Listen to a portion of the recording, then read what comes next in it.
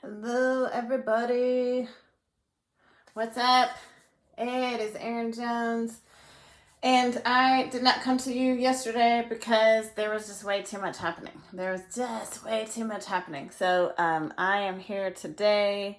And I just wanted to kind of debrief the week because it's been a pretty crazy, intense week.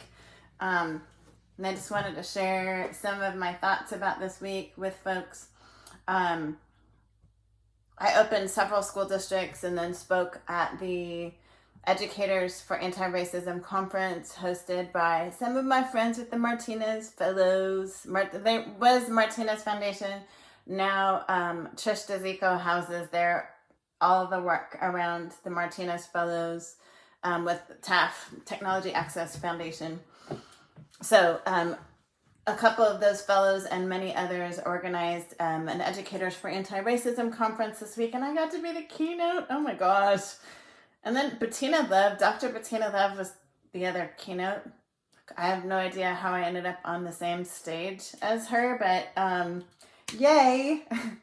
I read everything that I could by her, about her, watched every video, listened to every podcast that I could find. So I am just learning a ton. So I just wanted to come to y'all today and share some of the things that I shared in my keynote addresses, and then as I open school districts. That's probably one of my favorite things to do, is to open school districts, just because I love inspiring people. And I think particularly this year, I mean, I love opening school districts any year, but particularly this year, people are really stressed out about opening school districts and, you know, what is school going to look like? And I am just really excited to get to encourage staff in this moment. There are not good answers right now. But the one thing that I'm just really happy that I did. I'm really happy that I taught classes in the spring. Because now when I come in front of teachers to talk about starting a new school year, it's not as if I haven't taught in this context. And in a way, I mean, obviously they were not my mandated students. They were students that came to me, but kind of the technique and all of the work around what does it mean to be on Zoom and all of that, I at least have 83 days of experience with doing. And it really was such, as I said in one of my speeches this week, they all are blending together right now. If you'd asked me 6 months ago or a year ago if I could build relationship with students online, I would have told you no. I would have said emphatically, no, can't build relationship with students online in the same way that you can in the classroom. But I would have been really highly doubtful that you could do it at all. I would have, and I know that I did say, don't do training on racial equity online. I need to be physically present with people. I need to feel their body language in order to instruct well. And that also has become not as accurate, and I've discovered ways to do that effectively as well. And so I'm really thankful this year that as I'm being invited to speak to school spaces, whether to district administrators,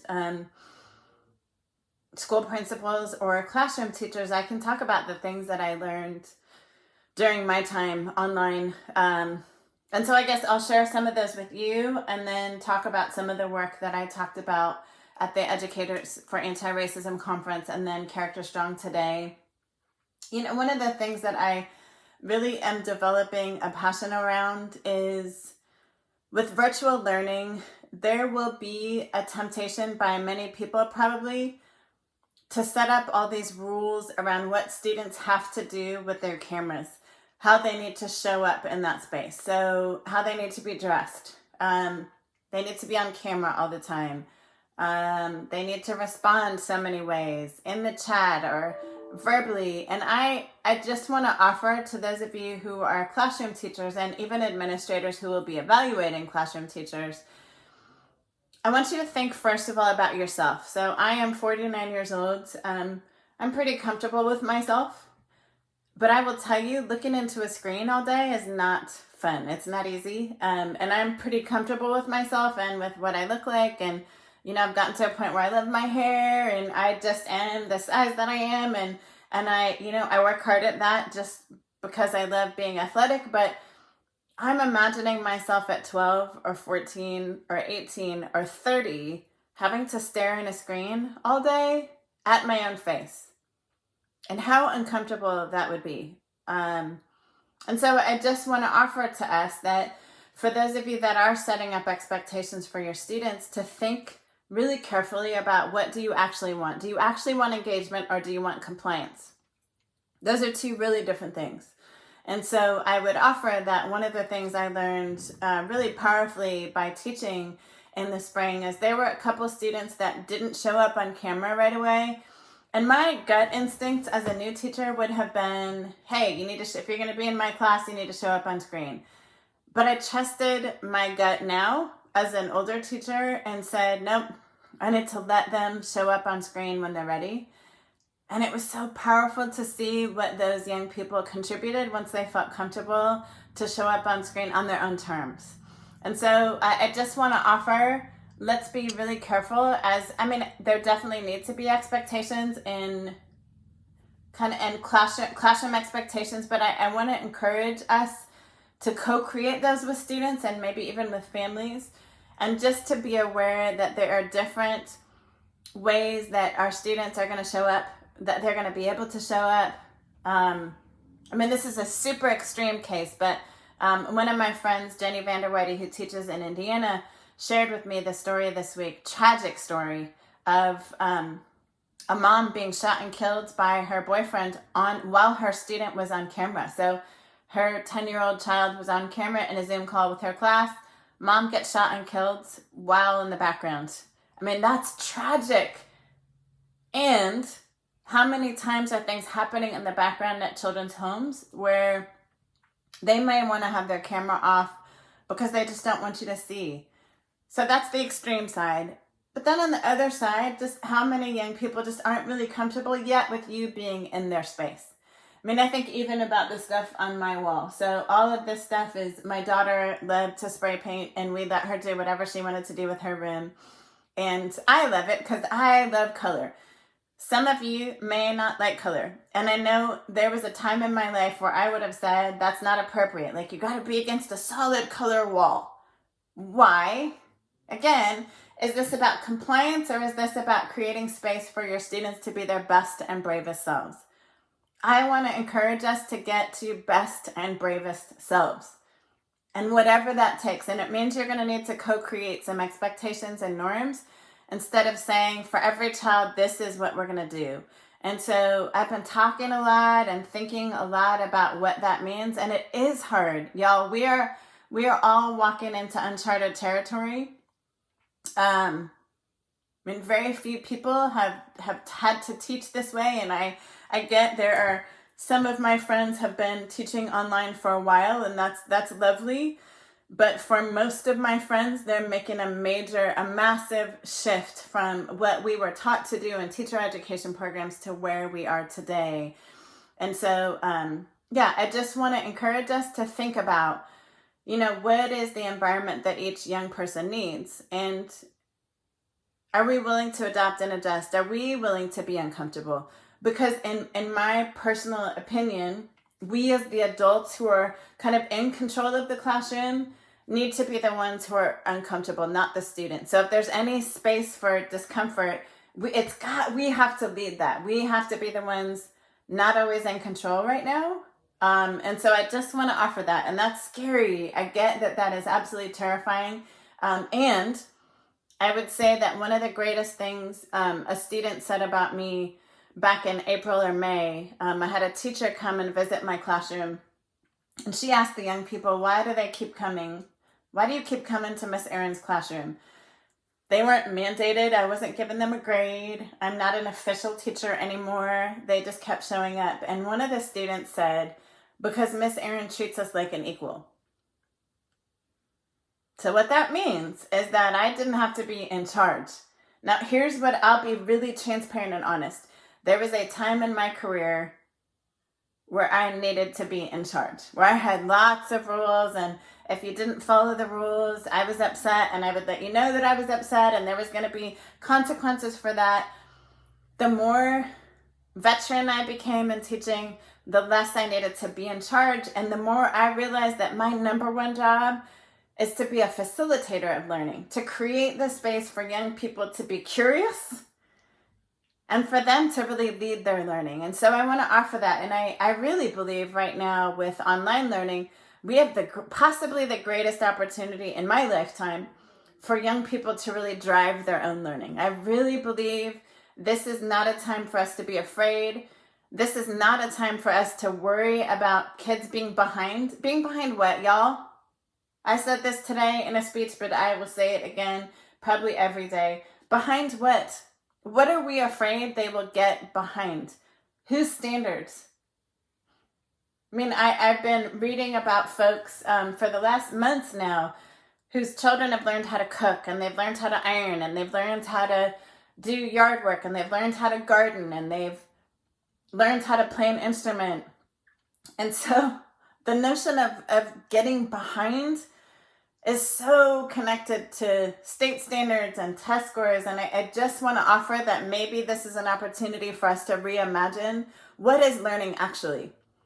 And if, going back to our young people becoming their best and bravest selves, what if that means more than just achieving a certain reading score or a math score? Like, what if learning was bigger than that? What if our job as educators was to set a table or to create a space and allow young people to navigate that space and figure some things out and yes, learn to read and write and do math while learning about the things that really motivate them and drive them? I think this is the optimal time for that. I think this is an incredible opportunity for that. And so I just, for those of you who are classroom teachers, I just want to offer to you that if you're stressing out about testing your children, their reading ability, we're missing the mark. I think we're going to miss an opportunity to really press into what do they love? What would they love to learn? If they could learn anything, what would they love to learn? And, when I taught French immersion, one of the first things that I did, and partly because I didn't know any better, and I didn't realize my students were going to be tested in English. So I just had this idea, I had this novel idea. What if I spend time just figuring out what these young people like to do when they're not with me?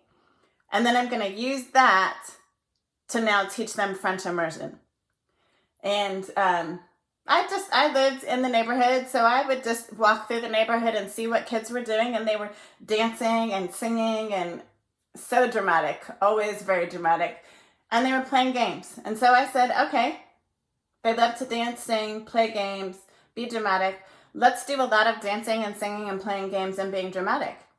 And let's use that as a way to teach reading and math. Instead of, we're going to teach reading and writing and math, and maybe we'll get to, no, use that as a platform. So here's how that applies to today. So we have all this technology. Students have YouTube videos and TikTok and all of this technology at their fingertips.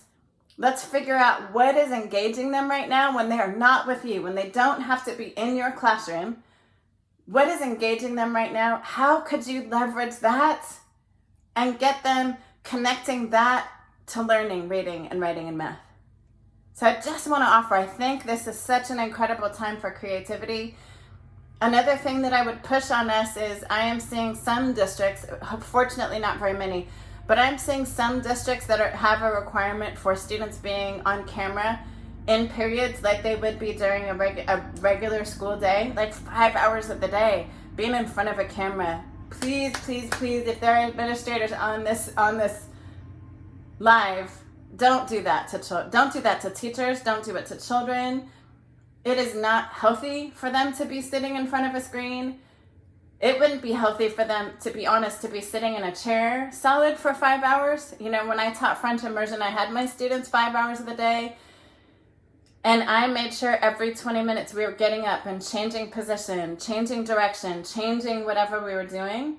Even more now that we're stuck sitting like this, it is so important that we not have students expected to sit in front of a screen for a certain number of periods in a day. And so, with that being said, how do we create opportunities to set a table for them during an hour a day or 2 hours max a day, depending on how old students are, and then let them take what's on that table and go bake something, cook, and I'm using that metaphorically. Like, we give them some content, now go learn it, right? And use whatever methodology you want to. Like, go make a TikTok video. This just kind of arrived in my brain, but one of the things I did when I taught French immersion is I went to Goodwill and I bought every board game. And I would buy them for $1.50. I would give my students content. I'd break them into teams of 3 or 4 students, and they would make board games, and their job was to use that board game to learn and then be prepared to teach that game to your fellow students. And students loved that. What if you were to say, here's some content, now go make a TikTok video. Go create a YouTube video, right? Here's the content. I want you to now create a lesson. I want you to go research this thing and then come back and teach a lesson, but use some sort of technology. Or let's say that students don't have a ton of access to technology. What if they were to paint a picture, paint a mural somewhere, take a screenshot? I mean, there's so many opportunities. So I just want to offer this to those of you who are educators. This is the time to think outside the box. This is a time when our young people need to be getting outside. They need to be leveraging opportunities in their community. Many of them have multiple brothers and sisters. And so how do you create opportunities even for the older ones to teach the younger ones? For the older ones to read something to the younger? I mean, and so I want to say, as much as when I was a young teacher, I wanted to have it all managed in nice little, neat little boxes. This is the time when we got to blow it all open. We got to blow it all open. Because here's the other reality. All it takes is they just got to turn off their computer and you are gone. Right? As much as they have to be in school, now that it's all online, all they have to do is turn that little screen off. And they're done with you. Right? And so I want to say, we've got an opportunity now. Our job is to draw them in.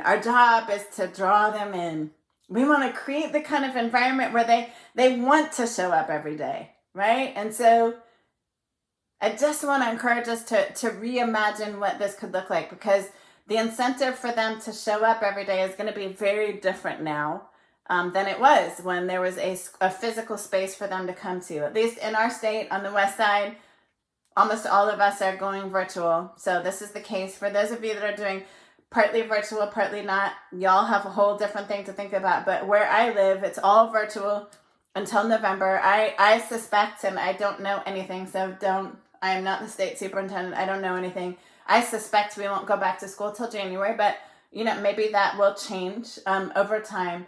But I just want to offer that this is an opportunity. And this is an opportunity for us to reimagine. And this is an opportunity for us to think differently about what does it mean to be in community? What does it mean to support young people? For those of you who don't live in the community where you teach, I want to encourage you to get into your car and get out into the community where you will be teaching. And even though everything's virtual, walk the neighborhood and see who's there. And here's the deal. You can social distance and go physically meet the family. And I would encourage you, especially elementary teachers, to do a physical walk through neighborhood, knock on the door, tell people you're coming, but take a step back and be 10, 15 feet away and just introduce yourself. So I'm going to encourage you, if you can afford to do that, that's called an investment. It's not a sacrifice. It's an investment in your young people. For you to go out of your way before school starts to go and check in on families will have incredible consequences. I used to do that. I used to go to all the sporting events and the drama stuff. Well, now that we can't do that, figure out ways to make connections with people and do it in a safe way. Please wear your mask and all that good stuff. But I want to encourage you, especially for elementary folks who have 20 or 30 children, do what you can to go physically meet your families. Those of you who are secondary, that's a little bit harder, but here's what I would also say. If you know that there are 3, 4, 5, 10 families that really need a visit, for example, your students who are ELL students, whose families come from different countries, who are not familiar with the system, prioritize getting out to visit them. And if you have to bring an interpreter with you, mask up and bring an interpreter and go visit them. For those students who have IEPs or 504 plans, go physically visit them. Do an IEP meeting, a 504 meeting from the street if you have to, but don't, I want to encourage you, don't just do it over Zoom. As a mom with a kid who had a 504 and one who is autistic and gifted, that face-to-face is so powerful, especially right now, because people are really worried about this new season and are feeling like maybe their children won't be served. So you're physically taking the time to go and meet those students will have incredibly positive consequences. I absolutely believe that. So for secondary folks, prioritize those students that maybe have special needs, maybe whose families don't understand the system, families that are new to the community. Really prioritize physically getting there to see them. There are also, I think, so many opportunities to think about leadership classes and how are you leveraging the student leaders in your building to also provide support to young people. So how could you partner? And this came up in the student rally last week that I attended. How could you partner some older students or students who've been around a while with your ELL students, with a new student? And maybe they don't meet physically, but maybe they meet virtually. So how could you be intentional with your leadership students about leveraging their leadership? It's not going to look the same this year. So how could you make them buddies with someone who really needs a buddy so that you do have eyes all the time? And the students are going to tell their buddy things that they may not tell you. And so I want us to think about how could we leverage technology to really get those students connected. Let's see, what else? So many things. So I opened a couple school districts this week, and then I had the opportunity to speak at the Educators for Anti-Racism Conference, which was such an incredible gift, really an incredible gift. And one of the things that I think is really important, it's been important a long time, but it's especially important in this moment, is with all of the racial tension that has kind of elevated issues around race in the last 5 months. My prediction, and I said this in the Character Strong conference today, but I'm going to repeat it everywhere I go, is now that Kamala Harris has been selected as the VP candidate, race is going to continue to be at the top of people's minds. I foresee this. And so we can't afford to not talk about race and to not create space in classrooms and even with colleagues to figure out how do we have brave conversations about race. How do we do that for one another? We owe it to one another to learn how to have hard conversations. And so for those of you who are administrators, I really want to encourage you to create some brave spaces in your staff meetings, to have conversations around how you are showing up for one another and how you're showing up for your students, to make sure that your students and their families first feel really welcomed and loved, but also your colleagues. Really, really important. I talked to 2 or 3 different educators of color today in a conference. They all private messaged me, and all of them said they felt really isolated right now. Nobody's checked on them with all of the stuff that has happened in the news. Nobody checked on them, and they're feeling really alone in this moment. And so for those of you, again, who are leaders in your school, and you may be a teacher leader, how are you showing up for your colleagues of color to make sure that they can also show up as their best and bravest selves? We have to model that. If we want it for our students, we also have to be that for one another. And then this is the last thing I said in the conference today, and I was telling my husband, I said it, and his eyes got really big. I got no shame about it. This is something I think it's true. I know it to be true in my church community, so I believe it's true in our education communities as well. If a parent or student or colleague were to look at your social media, Twitter, Instagram, Facebook, would they believe you could love their child? So when you think about the things that you are posting on social media, understand, in this age of technology as king or queen, however you want to call it, we're all stuck at home in a lot of ways. We're on our tech more than we ever have been. As you